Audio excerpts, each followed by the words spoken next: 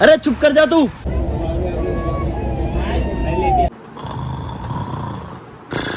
चोर चोर।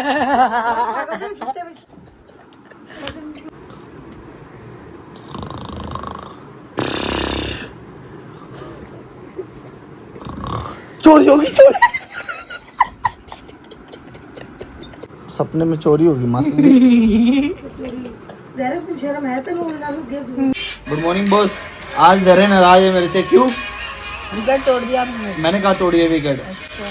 तूने मेरे जूते क्यों फेंके थे? अच्छा, तूने मेरे जूते क्यों फेंके? कहाँ फेंके?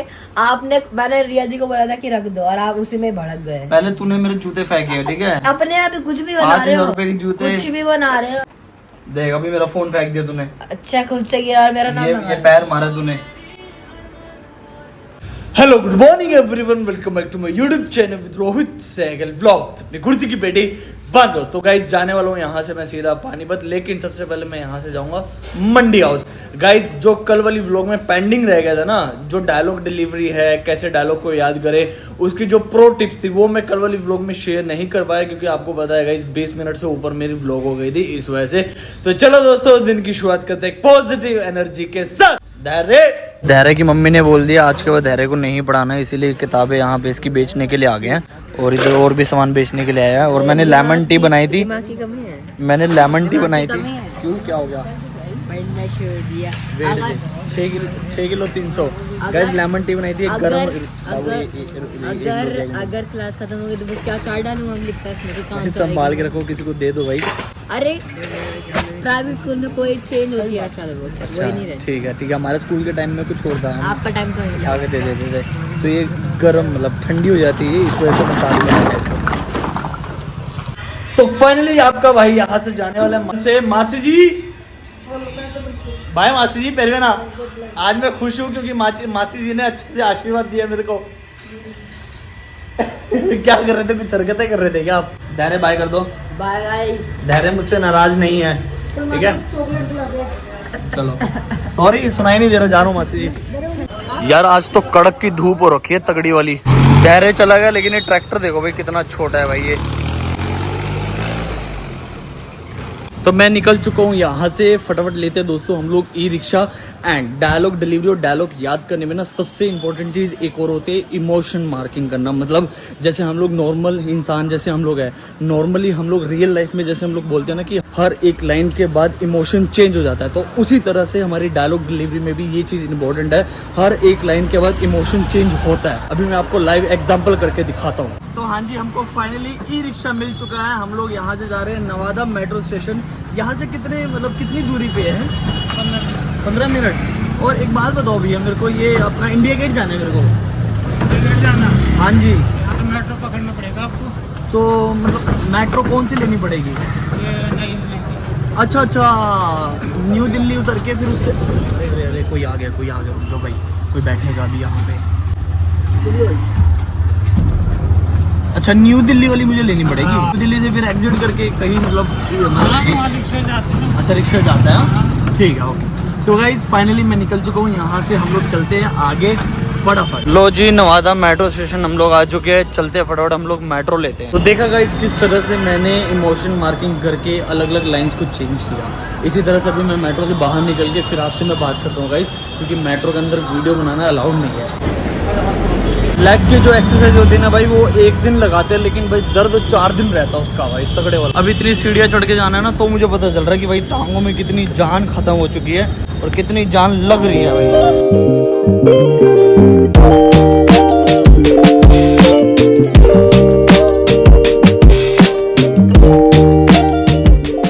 हाँ जी गाइस, फाइनली आ चुका हूँ मैं मंडी हाउस के बाहर। मंडी हाउस का आप लोग वाइब चेक कर सकते हो भाई, यहाँ पे कितना प्यारा और कितना ब्यूटीफुल लग रहा है भाई, नीट एंड क्लीन। लो जी, मंडी हाउस के हम लोग चक्कर में आ चुके हैं यहाँ पर, और सामने देखो नाटक की रिहर्सल हो रही है। ये देखो अलग अलग प्ले की रिहर्सल हो रही है। यहाँ से कैप्चर करूँगा क्योंकि गाइस वहाँ पे जाके मैं कैप्चर नहीं कर पाऊँगा, क्योंकि सब लोग प्रैक्टिस कर रहे हैं ना, इस वजह से। ये देखो गाइस, यहाँ पे एक नाटक की प्रैक्टिस हो रही है। यहाँ पर देखो, इस तरफ भी देखो भाई, वहाँ पे शायद मेरे को लग रहा है डफली है, वहाँ पे मुझे लग रहा है डफली है, तो नुक्कड़ नाटक की प्रैक्टिस चल रही है शायद। यहाँ से हम लोग इधर चलते हैं श्री राम सेंटर वाली तरफ गाइस। लो जी, ये हम लोग आ चुके हैं श्री राम सेंटर के बाहर। और ये दोस्त ना मेरे आगे आगे घूम रहा है, कभी इस तरफ जा रहा है, कभी इस तरफ जा रहा है, कभी इस तरफ जा रहा है। अब ये बिल्कुल सीधा चल रहा है। यहाँ पे इस तरफ भी नाटक की प्रैक्टिस चल रही है, कोई इसको ब्लॉकिंग वगैरह बोलते, देखो यहाँ पे प्रैक्टिस वगैरह चलती रहती है नाटक की ना। गाइस मैं ना राजेंद्र प्लेस चला गया था, यहाँ से आना मेरे को मंडी हाउस था, क्योंकि उसका रीजन है भाई मेट्रो में ना मैंने एक जो चीज़ देखी है, आज लाइव एग्जांपल अपने आंखों से देखा है, और हल्की से मैंने वीडियो भी बनाई थी, व्लॉग नहीं बनाई मैंने।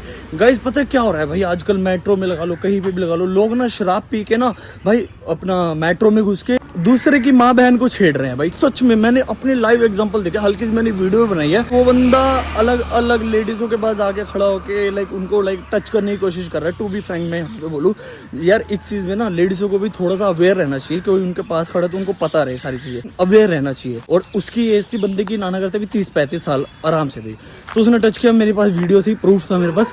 मैंने उसको पकड़ा, मैंने उसको बोला कि तेरे घर में माँ बहन नहीं है क्या, तो जो ऐसी हरकतें कर रहा है। उसको पकड़ लिया, उसको पकड़ के फिर CRF जो अपना मेट्रो पे रहते हैं उनको बुलाया, उनको मैंने दिखाई वीडियो, सर ये देखो जी ये बंदे यहाँ पे ये कर रहे हैं। मैंने उस बंदे को पहले तो उसकी बेइज्जती की मैंने कि भाई एक बात बता, तेरे घर में माँ बहन नहीं है क्या, तू ऐसे किसी की लड़की को आगे छेड़ रहा है, टच कर रहा है, ये क्या है। मतलब 4-5 लोग खड़े थे, वो मारने वाले थे। मैंने कहा नहीं मारो मत, मारने से कोई फायदा नहीं, क्योंकि इसने ड्रिंक भी कर रखी है, इनको हवाले कर दो अपना पुलिस वालों के। उनको बुलाया, उनको हवाले किया, उन्होंने फिर उसका थोड़ा सा रिमांड उतारा, वहीं पे ही वीडियो देख के रिमांड उतारा, उसको ले गए फिर। तो कहने का मतलब ये कि गाइज अगर हमारे आसपास ये सारी चीज़ें चल रही है ना, तो हमारा एज एन ह्यूमन इतना फर्ज बनता है कि किसी के साथ अगर गलत हो रहा है तो हम उसको बोल दें, हम उसको टोक दें।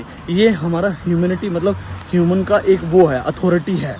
तो वही चीज़ मैंने की, और सब लोग मेरे को बोलने लग गए कि मतलब मैंने व्लॉग नहीं बनाई, टू बी ऑनेस्ट मैं आपको बताऊं कि कुछ चीज़ें होती हैं यार ऐसे कि हर एक चीज़ व्लॉग में नहीं डाल सकता। तो वो सीन हुआ, तो फिर मैं आगे चला गया, फिर उधर से फिर मैं वापस आया मंडी हाउस।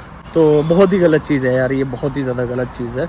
मतलब लोग सोच भी कैसे लेते हैं भाई ये सारी चीज़ें करने के लिए, मेरे को तो समझ नहीं आता। एनीवेज गाइस बहुत तरह के लोग हैं, बहुत सारे हैं। बाकी अगर हमारे सामने कुछ गलत हो रहा है तो हमारा इतना हक बनता है भाई एज एन ह्यूमन कि हम थोड़ा बहुत तो कुछ बोल सके। मैंने उनको मारा नहीं, क्योंकि यार मार के कोई फायदा नहीं है, ना मैंने उनको गाली गलौज की, मैंने सीधा बात की। मैंने कहा एक बात बताओ, तुम्हारे घर में माँ बहन भी है क्या। छोटी सी क्लिप मैं ऐड कर रहा हूँ सो दैट कि आपको पता चल जाए कि हाँ भाई सच में ऐसा हुआ था। कभी कभी कुछ ऐसे है भाई, यूट्यूबर्स काइंड ऑफ कह सकते हैं, या फिर इन्फ्लुएंसर कह सकते हैं, बट मैं इन्फ्लुएंसर की काउंटिंग में नहीं आता गाइज। आई एम एक्टर, मैं एज एन एक्टर अपनी जर्नी शेयर कर रहा हूँ, बस दैट्स इट। ये व्लॉगिंग के थ्रू जर्नी शेयर कर रहा हूँ, बट मैं व्लॉगर नहीं हूँ, टू बी ऑनेस्ट मैं आपको बताऊँ, यहाँ पे मैं आपको क्लियर कर दूँ। तो हल्की सी वीडियो मैं आप सबको ऐड करके दिखाता हूँ, ये देखो भाई।